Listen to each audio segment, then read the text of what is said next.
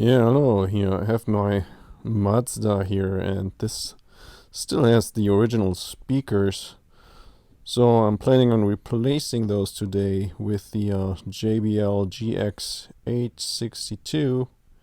And because the original speaker system here also has some tweeters, I'm also going to put in the JBL Club 750T.